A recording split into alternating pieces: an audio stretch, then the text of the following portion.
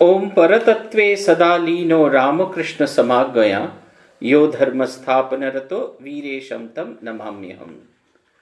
শ্রী ভগবানের অশেষ কৃপায় আবার আমরা সমবেত হয়েছি স্বামী বিবেকানন্দের বক্তৃতামালা কর্মযোগ থেকে পাঠ এবং আলোচনার উদ্দেশ্য নিয়ে। আমরা বিগত দিন একটি অধ্যায় শেষ করেছি, প্রথম অধ্যায় যেটি কর্ম চরিত্রের উপর ইহার প্রভাব। আমরা শেষ করেছিলাম যে ভাবটি নিয়ে যে আমাদের একটা সিস্টেমেটিক, স্বামীজি যেন একটা শৃঙ্খলাবদ্ধ উপায় আমাদের কাজের উদ্দেশ্য, কেমন করে আমরা কাজ করব, কিভাবে আমাদের কাজের জন্য এগোতে হবে, এই সমস্ত বিষয় যেন একটা শৃঙ্খলাবদ্ধ নথি দেবার মতো করে, একটা ডকুমেন্টেশন করার মতো করে যেন করে দিচ্ছেন। তিনি বলছেন, আমাদের সম্মুখে যেরূপ কর্ম আসিবে তাহাই করিতে হইবে এবং প্রত্যহ আমাদিগকে ক্রমশ আরও অধিক নিঃস্বার্থপর হইতে হইবে। কাজ করার প্রথম উপায় হচ্ছে আমাদের কাছে বাছাই না করে যে কাজটি আসবে সেই কাজটিকেই করতে হবে। কিন্তু সেই কাজটি করার উদ্দেশ্য আমাদের যেন থাকে, যেন এই কাজটি করার ভেতরে যে স্বার্থপরতা জড়িয়ে আছে সেটার পারে গিয়ে একটি নিঃস্বার্থপর অবস্থায় উপনীত হওয়া। বলছেন, আমাদিগকে কর্ম করিতে হইবে এবং এই কর্মের পশ্চাতে কি অভিসন্ধি আছে তাহা দেখিতে হইবে। তাহা হইলে আমরা দেখিতে পাইব প্রথম আমাদের অভিসন্ধি সর্বদাই স্বার্থপূর্ণ, কিন্তু অধ্যাবসায়ের প্রভাবে ক্রমশই স্বার্থপরতা কমিয়া যাইবে। অবশেষে এমন সময় আসিবে আমরা সত্যই নিঃস্বার্থ কর্ম করিতে সমর্থ হইব। আমরা উদাহরণ দিয়েছিলাম, একজন মাস্টারমশাই যখন বিদ্যালয়ে চাকরি পান, পড়াতে আসেন, যেমন বিদ্যালয়ে পড়াবেন এটাও যেমন তার মনের ভেতরে থাকে ভাব, একই সঙ্গে আমার এই সামাজিক একটা স্বীকৃতি হয়। আমি সরকারি বিদ্যালয়ে চাকরি পেয়েছি, আমার মাইনে এত, আমার ডিএ এত, আমার ইনক্রিমেন্ট এত হয়, এইগুলোই প্রথম দিকে আমাদের বিচার্য থাকে। এমনকি মাইনে যতক্ষণ না ট্রান্সফার হচ্ছে ততক্ষণ পর্যন্ত সমস্যা হয়ে যায়। কিন্তু পরবর্তীকালে পড়াতে সেই বিষয়বস্তুর ভেতরে ডুবে যেতে ছাত্রদের কল্যাণের কথা ভাবতে মাস্টারমশাই একটা সময় সত্যি এই পড়ানোর যে জন্য যে মাইনে করি হেনাতেনাগুলো থাকে, এগুলো তাদের জীবনে একদম সেকেন্ডারি একটা পর্যায়ে উপনীত হয় এবং তিনি অনুভব করতে পারেন যেগুলির পারেও বোধহয় একটা অন্যরকমের জীবন আছে। এবং যত হতে থাকে তত আমাদের এই স্বার্থের বাইরে গিয়ে আমরা নিজেরাই বুঝতে পারি না কবে আমরা নিঃস্বার্থপরতায় রূপান্তরিত হয়েছি। বলছেন, অবশেষে এমন সময় আসিবে যখন আমরা সত্যই নিঃস্বার্থ কর্ম করিতে সমর্থ হইব। তখন আমাদের আশা হইবে যে জীবনের পথে ক্রমশ অগ্রসর হইতে কোনো না কোনো দিন এমন একদিন আসবে যখন আমরা সম্পূর্ণ নিঃস্বার্থপর অবস্থা হইতে পারিব। আর যে মুহূর্তে আমরা সেই অবস্থা লাভ করিব, সেই মুহূর্তে আমাদের সকল শক্তি কেন্দ্রীভূত হইবে এবং আমাদের অন্তর্নিহিত জ্ঞান প্রকাশিত হবে। আমরা যখন সত্যি নিঃস্বার্থ হয়ে পড়ব, কোনো উদ্দেশ্য ছাড়াই কাজ করতে পারবো, শুধু মানুষের সেবা, এটাই যেন আমাদের জীবনের উদ্দেশ্য যখন হবে, তখন আমরা দেখব যে আমরা অনেক ভালো কাজ করতে পারছি এবং যে মানুষটা আমি এসেছিলাম কাজ করতে আর যে মানুষটা এখন আমি আছি, এ দুটো সম্পূর্ণ পৃথক মানুষ। আমরা আজকে নতুন অধ্যায়ে যাব, নিজ কর্মক্ষেত্রে প্রত্যেকেই বড়। নামটা শুনেই আমরা বুঝতে পারছি যে আমাদের আলোচনার বিষয়বস্তু কি। আমরা ভুলে যাই, জানেন তো, আমরা সবসময় মনে করি পাশের বাড়ির বুঁচু ভালো, সামনের বাড়ির পচা ভালো, পেছনের বাড়ির খেঁদা ভালো, কিন্তু আমি আমার জায়গায় সেরা, এটা আমরা কখনো নিজেরা অনুভব করতে পারি না। আমাদের অনুভব করতে হবে, যতক্ষণ না পর্যন্ত এটা আমরা অনুভব করতে পারবো ততক্ষণ পর্যন্ত আমরা কিন্তু নিজেদের সঠিকভাবে বিকশিত করতে পারবো না। স্বামীজি বলছেন, সাংখ্য দর্শন মতে প্রকৃতি তিনটি উপাদানে গঠিত। সংস্কৃত ভাষায় এই উপাদান ত্রয়ের নাম সত্য, রজ ও তম। বাহ্য জগতে ইহাদের প্রকাশকে আমরা সমতা, ক্রিয়াশীলতা ও জড়তা বলিতে পারি। তমগুণের লক্ষণ অন্ধকার বা কর্মশূন্যতা, রজগুণের লক্ষণ কর্মশীলতা, আকর্ষণ বিকর্ষণ রূপে প্রকাশিত, আর সত্যগুণ এই দুই গুণের সাম্যাবস্থা। এটা হচ্ছে আমাদের যে তিন গুণে ত্রিগুণাত্মিকার শরীর, তিনটি গুণ, সেটির কথা বলা হচ্ছে, একটি সত্য, একটি রজ এবং একটি তম। বাহ্য জগতে এদের প্রকাশকে সমতা, ক্রিয়াশীলতা এবং জড়তা বলতে পারি। এই দেখবেন আমাদের জীবনের ভেতরে নিত্য এই গুণগুলির প্রকাশ আমরা দেখতে পাই।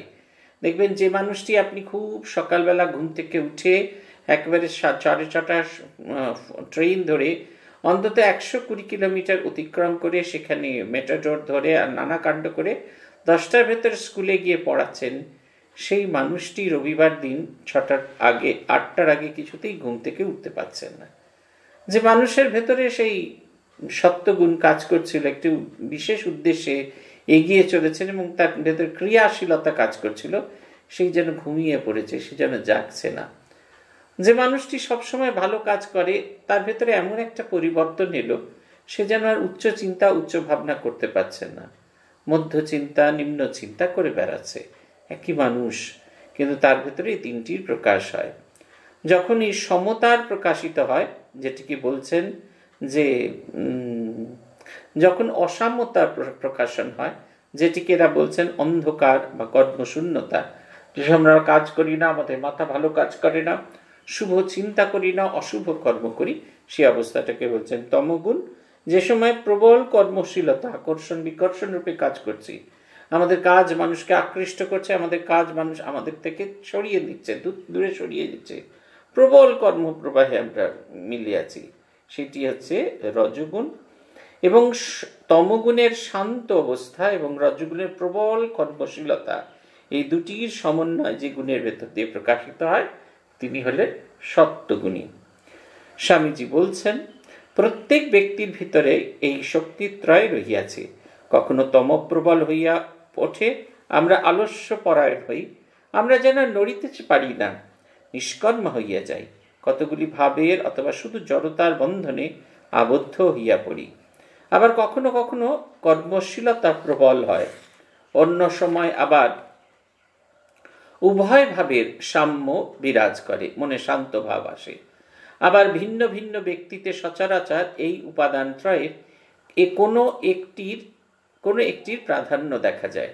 একজন হয়তো কর্মশূন্যতা, আলস্য ও জাড্য লক্ষণান্বিত, অপরের প্রধান লক্ষণ কর্মশীলতা, শক্তি, মহাশক্তির বিকাশ। আবার কাহারও ভিতর আমরা শান্ত মৃদুমধুর ভাব দেখিতে পাই। ইহা ওই পূর্বোক্ত গুণোদ্বয়ের অর্থাৎ ক্রিয়াশীলতা ও নিষ্ক্রিয়তার সামঞ্জস্য। এইরূপে সমুদয় সৃষ্ট জগতে পশু, উদ্ভিদ, মানুষ সকলের মধ্যেই আমরা এই বিভিন্ন শক্তির কম বেশি প্রকাশ দেখিতে পাই। বলছেন প্রত্যেক মানুষের ভেতরে এই তিনটি ভাব আছে। কখনো আমরা আগের সময় বললাম যে কখনো প্রবল রকমের অলস হয়ে পড়ি, একই মানুষ আপনি কিন্তু ভীষণ রকমের অলস হয়ে গেছেন, আপনি কিছুতেই বোঝাতে পারছেন না যে আপনার কিছু একটু সমস্যা হচ্ছে, এটা আপনি কিছুতেই যেন বোঝাতে পারছেন না। আপনি চাইছেন ভালো হতে, কিন্তু কিছুতেই যেন চেয়ে উঠতে পারছেন না। আবার কখনো কখনো আমরা ভীষণ রকমের কর্মপ্রবাহের মধ্যে জড়িয়ে পড়ি, আমরা যেন কেন কাজ করছি, কি উদ্দেশ্যে কাজ করছি, এইটা আমাদের ভেতরে এতক্ষণ থাকে না। আবার কোনো সময় আমাদের মনের ভেতরে একটা সাম্য ভাব আসে, আমরা ধীর স্থির শান্ত হয়ে যাই এবং তার মধ্যে প্রবল কর্মপ্রবাহের কাজ চলতে থাকে। এই তিনটি প্রত্যেক মানুষের ভেতরে দৃশ্যমান। আমরা যারা দেখতে পাই তারা ধন্য, আর যারা অনুভব করতে পারি তারা আরো বেশি ধন্য, কারণ নিজেদেরকে অনুভব করাটা খুব সহজ ব্যাপার নয়। আমরা সব সময় মনে করি আমরা একবারে নিখুঁত, আমরা পারফেক্ট হয়ে আছি। জগৎ সংসারে আমাদের কিছু শেখার নেই। জগতে সবসময় আমি জগতে আচার্যের স্থান অধিকার করে বসে আছি। অতএব এইটি যেন সবসময় আমাদের মনের মধ্যে কাজ করতে থাকে। এই অবস্থাটি যেন পরিবর্তন হওয়ার দরকার। মানুষের এই তিন গুণ, কখন সেই গুণটি থেকে কোনটাকে সে অতিক্রম করে যাবে, এই বোধটা তার ভিতরে যেন পরিষ্কার হয়। এই ত্রিবিধ গুণ বা উপাদানই বিশেষভাবে কর্মযোগের আলোচ্য বিষয়। উহাদের স্বরূপ ও ব্যবহারের কৌশল শিখাইয়া কর্মযোগ আমাদিগকে ভালো করিয়া কর্ম করিতে সাহায্য করে। মানব সমাজ একটি ক্রমনিবদ্ধ সংগঠন।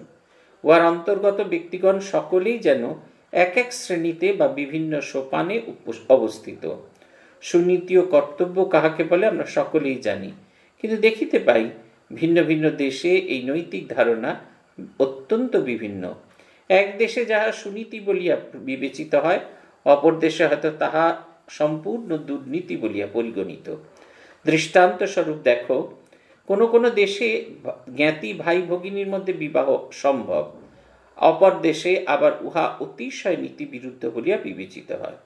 কোনো দেশে পুরুষ নিজের ভাতৃবধূকে বিবাহ করিতে পারে, অপর দেশে উহা নীতিবিরুদ্ধ। কোনো দেশে একবার মাত্র বিবাহ সম্ভব, অপর দেশে বহু বিবাহ প্রচলিত। এই রূপে আমরা সদাচারের অন্যান্য বিভাগও দেখতে পাই। উহার মান দেশে দেশে অতিশয় ভিন্ন।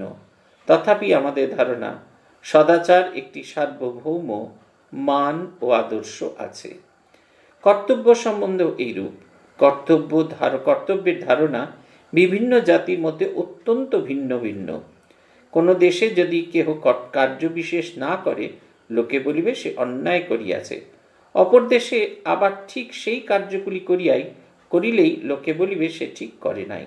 তথাপি আমরা জানি কর্তব্যের একটি সার্বজনীন ধারণা অবশ্যই আছে। এইরূপে সমাজের এক শ্রেণীর কার্য বিশেষকে কর্তব্য বলিয়া মনে করে, অপর এক সমাজ আবার ঠিক ইহার বিপরীত মত পোষণ করে।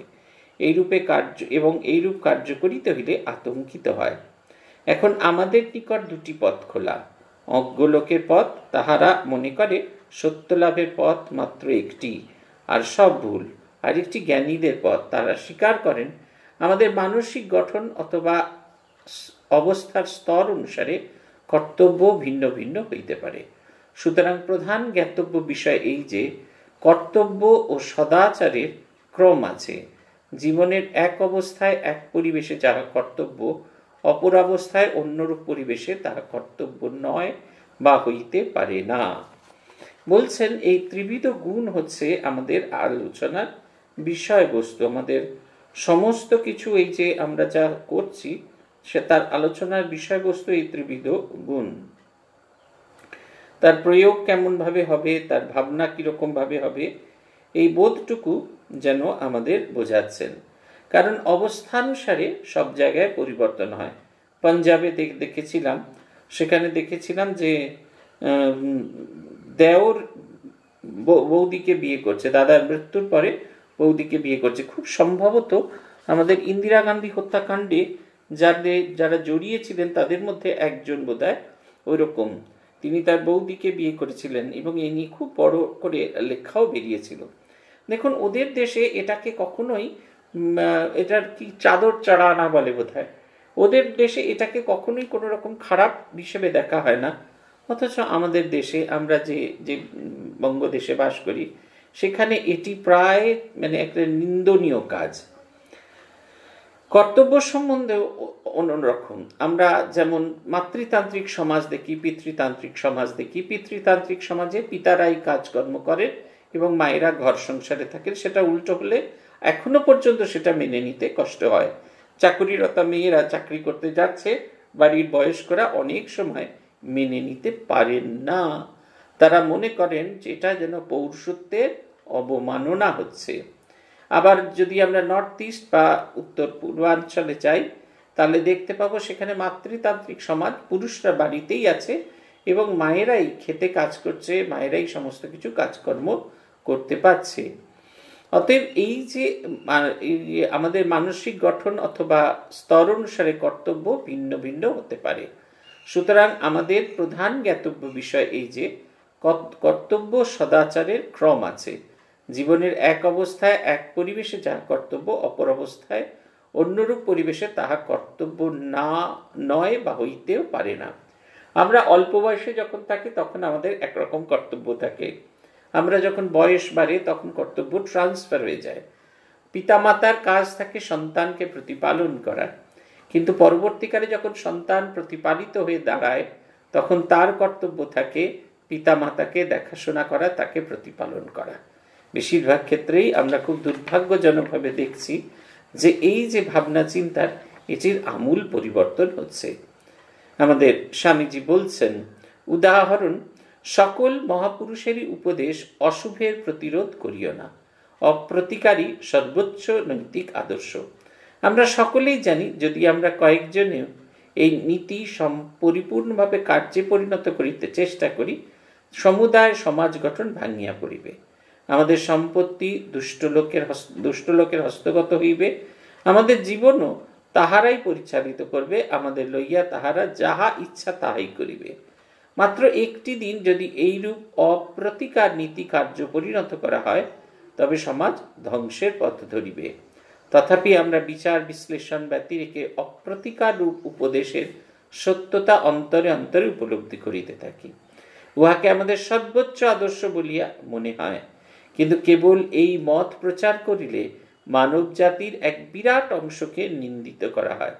শুধু তাহাই নয়, উহাতে তাহাদের বোধ হইবে যে তাহারা সর্বদাই অন্যায় করিতেছে, এবং তাহাদের সকল কাজে মনে বিবেকের সংকোচ অনুভব করিবে। ইহা তাহাদের দুর্বল করিয়া দিবে, এবং অন্যান্য দুর্বলতা অপেক্ষা প্রতিনিয়ত এইরূপ আত্মজ্ঞানী হইতে অধিকতর পাপ উদ্ভূত হইবে। যে ব্যক্তি নিজেকে ঘৃণা করিতে আরম্ভ করিয়াছে, তাহার অবনতি আর উদ্ঘাটিত হইতেছে, তার অবনতির দ্বার উদ্ঘাটিত হইতেছে। জাতি সম্বন্ধেও এইরূপ এক কথা বলা। তাহলে বলছেন যে সমস্ত মহাপুরুষের উপদেশ হচ্ছে অশুভের প্রতিকার করো না। একটা মানুষ এসেছে, সে আমার সম্পর্কে খারাপ কিছু করছে, আমার কাজ তাকে সহ্য করে যাওয়া। এটা খানিকটা নপুংসতার মতো। এটি যদি হতে থাকে, জীবনের যদি সব ক্ষেত্রে এটি হয়, তাহলে দেখা যাবে যে আমাদের দেশটি উগ্রপন্থী এদের হাতেই চলে যাবে। উগ্রপন্থীরা এসে বলপূর্বক আমাদেরকে বন্দুকের সামনে দাঁড় করিয়ে তারা মাঠের পর মাঠ, তাদের ক্ষেত, সেগুলি আনাজ লুট করে নিয়ে যাবে। আমাদের এই যে এত পরিশ্রম, আমাদের এত চেষ্টা, সেগুলো যেন কোনোভাবে কাজে লাগবে না। অপ্রতিকার রূপ আমাদের উপদেশের সত্যতা আমাদের অন্তরে অন্তরে গ্রহণ করতে হবে, কিন্তু একই সঙ্গে এই বোধ যেন থাকবে যে তাহারা আমাদের যেন একটি যেন বোধ থাকে যে এই ভাবগুলি যদি বেশি অভ্যাস করা যায়, তাহলে এটি আমাদের শুধু দুর্বল করবে না, অন্যান্য দুর্বলতা অপেক্ষা প্রতিনিয়ত এক আত্মগ্লানি থেকে পাপের উদ্ভূত হবে। আত্মগ্লানি কেন না, আমার শক্তি সামর্থ্য থাকা সত্ত্বেও অপ্রতিকার রূপ নীতিকে বরণ করতে গিয়ে আমি কোনো মানুষের সাহায্য করিনি। আমি চোখের সামনে দেখতে পাচ্ছি অন্যায় হচ্ছে, আমি চোখের সামনে দেখতে পাচ্ছি যে এই জিনিসগুলো চলছে, কিন্তু তথাপি আমি যেন কিচ্ছু করে উঠতে পারছি না। এটা হচ্ছে কথা। এই বোধটা তখন ভীষণভাবে জাগতে থাকবে। এরপরে স্বামীজি বলছেন আমাদের প্রথম কর্তব্য হচ্ছে নিজেকে ঘৃণা না করা। উন্নত হইলে প্রথমে নিজের উপর, তারপরে ঈশ্বরের উপর বিশ্বাস আবশ্যক। যাহারা নিজের উপর বিশ্বাস নাই, তাহারা কখনোই ঈশ্বরে বিশ্বাস আসিতে পারে না। কর্তব্য ও সদাচার অবস্থাভেদে ভিন্ন ভিন্ন, ইহা স্বীকার করা ব্যতীত আমাদের গত্যন্তর নাই। অন্যায়ের প্রতিকার করিলে সর্বক্ষেত্রেই যে অন্যায় করা হইল তাহা নয়, কিন্তু অবস্থা বিশেষে অন্যায়ের প্রতিকার করাই মানুষের কর্তব্য হইতে পারে। তাহলে প্রথম কর্তব্য আমাদের সেটা হচ্ছে নিজেকে ঘৃণা না করা। আমরা নিজেকে ভালোবাসি না, আমরা নিজেকে ছোট করতে গিয়ে কখন যে সকলের পায়ের তলায় পাঠিয়ে দিয়ে আমরা নিজেরাই অনুভব করতে পারি না। আমার মনে আছে, আমি সাধু হতে এসেছি, বেলুড় মঠে এসেছি, তখন আমাকে পূজনীয় স্বামী গহনানন্দজি মহারাজ, তিনি তৎকালীন সাধারণ সম্পাদক ছিলেন, তিনি আমাকে সহকারী সাধারণ সম্পাদক স্বামী আত্মস্থানন্দজি মহারাজের কাছে পাঠালেন দেখা করবার জন্য। তিনি তখন নতুন ছেলেরা যারা সাধু হতে আসতেন তাদের সঙ্গে তাদের দেখাশোনার কাজটি তিনি করতেন। আত্মস্থানজি এ কথা সে কথা বলার পর প্রথম যে প্রশ্নটি করলেন সেটি বললেন, নিজের সম্বন্ধে কিছু বলো। আরে নিজের সম্বন্ধে বলার মানে তো ঢাক পেটানো, এমনটাই তো জানতুম। তাই সাধুর এই প্রশ্নে আমি ভীষণভাবে হতবাক হইলাম। এ কেমনতর সাধু, কি বলে নিজের সম্বন্ধে বলো? আমি কি ঢাক পেটাতে এসছি? আমি তো একটা উজ্জ্বল জীবনযাপন করতে এসছি যেখানে আমিটাই লুকিয়ে থাকবে। আত্মস্থানজি আমার ভুলটা ভাঙিয়ে দিলেন, বললেন, জানো তো, আমি তাকে বললাম আমি এই সম্বন্ধে কিছু জানি না, নিজের সম্বন্ধে কিচ্ছু জানি না। উনি বললেন, বলো কি? জানো তো, আমাদের কাজের দ্বারা হচ্ছে বহুজন হিতায় বহুজন সুখায়। অন্যের কি অহিত সেটা যদি তুমি অনুভব না করতে পারো, তাহলে তুমি তাকে হিত দেবে কি করে? অন্যের অসুখটা কি সেটা যদি তুমি তাকে দেখে অনুভব না করতে পারো, তাহলে তুমি তাকে সুখ দেবে কি করে? একটা লোক পা ছড়িয়ে বসে কাঁদছে, সে পেটের ব্যথায় কাঁদছে, না মনের দুঃখে কাঁদছে, না প্রেমে আহত হয়ে কাঁদছে, এটা যদি অনুভব না করতে পারো, তুমি তাকে কোনো রকম ভাবে তার সেই কান্নার থেকে অপনোদন, কান্নার বা যে কষ্টের জন্য সে কাঁদছে সেই কষ্টের অপনোদন করতে পারবে না। তাই বললেন, সবার আগে নিজেকে জানা খুব জরুরি। আমরা যত নিজেকে জানবো, তত বাইরের দিকে যখন চোখ মেলে দেখব, তখন বাইরের জগৎ আর ভেতরের জগৎকে এক বলে প্রতিভাত হবে। এটি হচ্ছে কথা। স্বামীজি বলছেন, আমাদের প্রথম কর্তব্য নিজেকে ঘৃণা না করা। নিজেকে ঘৃণা করব না, কিন্তু আমার যে খারাপ গুণ সেগুলোকে ঘৃণা করব না। ঘৃণা করলে সেগুলো কখনো আমার কাছ থেকে যাবে না।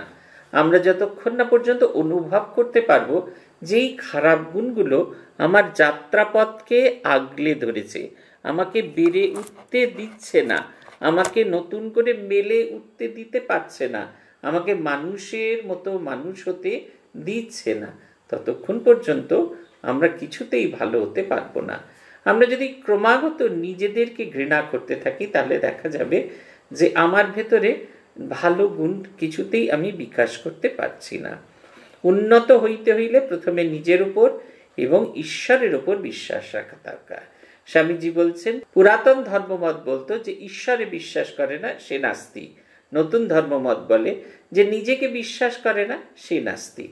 যতক্ষণ না পর্যন্ত আমি আপনি নিজেকে বিশ্বাস না করি, ততক্ষণ পর্যন্ত কিন্তু কিছুতেই হবে না। আমি কিছুদিন আগে এক জায়গায় গিয়েছিলাম, একজন মানুষকে গিয়ে দেখলাম, তিনি অত্যন্ত গুরুত্বপূর্ণ কাজে যুক্ত, মানুষের স্বাস্থ্য পরিষেবা নিয়ে দেখাশোনা করেন। তার 5টা আঙ্গুলের ভেতরে, 5টা 10টা আঙ্গুলের ভেতরে 4টে 8টা আঙ্গুলে প্রত্যেকটাতেই 2টো করে রত্ন পড়া আছে। তবে সেটাই নয়, আমি দেখছিলাম জামার যে হাফহাতা জামা পরে আছেন, হাফহাতা জামার তলা দিয়ে, গেঞ্জির তলা দিয়ে বেরিয়ে এসেছে সে একটা রূপোর একটা মোটা চেনের মতো, এত ভারী হয়ে গেছে, এতগুলো পাথর বসানো আছে, সেখানেও গোটা চারেক বড় বড় পাথর সোনা দিয়ে বাঁধানো আছে। আমি হতবাক হয়ে দেখছিলাম, যিনি নিজের ওপর বিশ্বাস রাখেননি, যিনি নিজে নির্ভর করছেন গ্রহরত্নের চলাফেরার উপর, সেখানে তিনি কেমন করে সেই যে তিনি যে কাজটি করেন, যখন তার হাসপাতালে মানুষজন আসেন তাদেরকে যখন বলেন যে আপনারা নিশ্চিন্ত থাকুন, আপনার পেশেন্টের কিছু হবে না, তাকে দেখে কেমন করে তার কথার ভেতরে তো সেই প্রত্যয়টাই আসবে না, কারণ তিনি তো নিজেই নিজেকে বিশ্বাস করতে পারেন না। এই কারণে স্বামীজি বলছেন, নিজেকে বিশ্বাস করাটা খুব জরুরি এবং ঈশ্বরে বিশ্বাস আসাটা আবশ্যক। যাহার নিজের উপর বিশ্বাস নাই, তাহার কখনোই ঈশ্বরে বিশ্বাস আসিতে পারে না। কর্তব্য সদাচার অবস্থা ভেদে ভিন্ন ভিন্ন, এই কথা স্বীকার করা ব্যতীত আমাদের গত্যান্তর নেই। অন্যায়ের প্রতিকার করলেই সর্বক্ষেত্রে যে অন্যায় করা হলো তা নয়, কিন্তু অবস্থা বিশেষে অন্যায় প্রতিরোধ করাই মানুষের কর্তব্য হইতে পারে। একজন মহিলাকে সবাই মিলে কোনো বাসে কয়েকটি ছেলে মিলে নানা রকমের খারাপ খারাপ কথা বলছেন। এই যে অন্যায় প্রতিকার করতে গিয়ে আমরা মারপিট করি, মারপিট করতে গিয়ে অনেক সময় পুলিশে ধরে নিয়ে যায়, থানায় নিয়ে গিয়ে বসিয়ে রাখে, এতে অবশ্যই আমার ক্যারিয়ারের ক্ষতি হলো। কিন্তু যে আমি নিঃশব্দে যদি দেখতাম আমার সামনে একটি মহিলা, তিনি লাঞ্ছিত হচ্ছেন, তাকে কষ্ট দেওয়া হচ্ছে, এবং আমি যদি চুপচাপ বসে থাকতাম, তাহলে নিজেই নিজের কাছে দিনের শেষে মানুষ হিসেবে চোখ তুলে তাকাতে পারতাম না। দিনের শেষে যখন আমরা আয়নার সামনে এসে দাঁড়াই, তখন আমরা কিছুতেই আয়নার সামনে নিজেকে পরিষ্কার করে দেখতে পারতাম না। পূজনীয় স্বামী আত্মস্থানন্দজি রবীন্দ্রনাথের একটি গানের খুব উল্লেখ করতেন। তিনি বলতেন, গানটা হলো এই, প্রতিদিনও আমি হে জীবন স্বামী, তোমারও এ ভাবে মম কর্ম যবে সমাপন হবে হে, ওগো রাজ রাজ একাকী নীরবে দাঁড়াবো তোমার সম্মুখে। তিনি বলতেন, জীবনের শেষ প্রান্তে এসে ঈশ্বরের সামনে মুখোমুখি দাঁড়াতে হয়। তারপরে বলতেন, শুধু জীবনের শেষ প্রান্তে নয়, প্রতিদিন প্রত্যেকটা দিন শেষে সেটা তোমার সেই দিনের একটি অতিরিক্ত অধ্যায়, সেই দিন এসে ভগবানের সামনে চোখে চোখ রেখে দাঁড়াতে হবে। উনি রাত্রির দিকে মন্দিরে যাওয়ার কথা বলতেন, যদি আমাদের অনুমতি ছিল না। পরবর্তীকালে যখন সেন্টার এখানে বেলুড় মঠে পোস্টিং হয়েছে তখন এইটা ভাবার চেষ্টা করতেন। উনি বলতেন আগে আগে গিয়ে চুপটি করে মন্দিরে বসে থাকতে, আর সারাদিন কি করেছি, কি ভুল করেছি, কোনটা ঠিক করা উচিত ছিল, কোথায় স্বার্থপর হয়েছি, কোথায় মানুষকে সাহায্য করিনি, এগুলোকে খুঁজে বার করে করে নিজের মনকে মালিন্যমুক্ত করা। তাই বলছেন যে অবস্থা বিশেষে কোনো একটা জায়গায় সব সময় আমরা বুঝতে পারি কোনো একটি কর্তব্য ন্যায়সঙ্গত, আবার কোনো একটি কর্তব্য অন্যায়সঙ্গত, কিন্তু অবস্থা বিশেষে অন্যায় প্রতিবাদ করাই মানুষের প্রধান কর্তব্য হইতে পারে। আজ আমরা এইখানেই থামবো। স্বামী বিবেকানন্দের ইচ্ছে হলে আমরা আবার পরের দিন আমাদের আধ্যাত্মিক ইয়েতে আলোচনায় এই পাঠচক্রে আমরা স্বামী বিবেকানন্দের কর্মযোগ নিয়ে আমাদের পরবর্তী অংশটুকু পড়ব।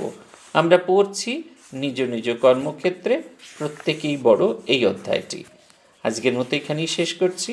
ওম প্রণতানাম প্রসীদত্বম দেবী বিশ্বার্তিহারিণী त्रैलोक्योभासिनामिड्ये लोकानां वरदा भव। ओम शांति ओम शांति ओम शांति। हरि ओम तत्सत्। श्री रामकृष्णार्पणमस्तु।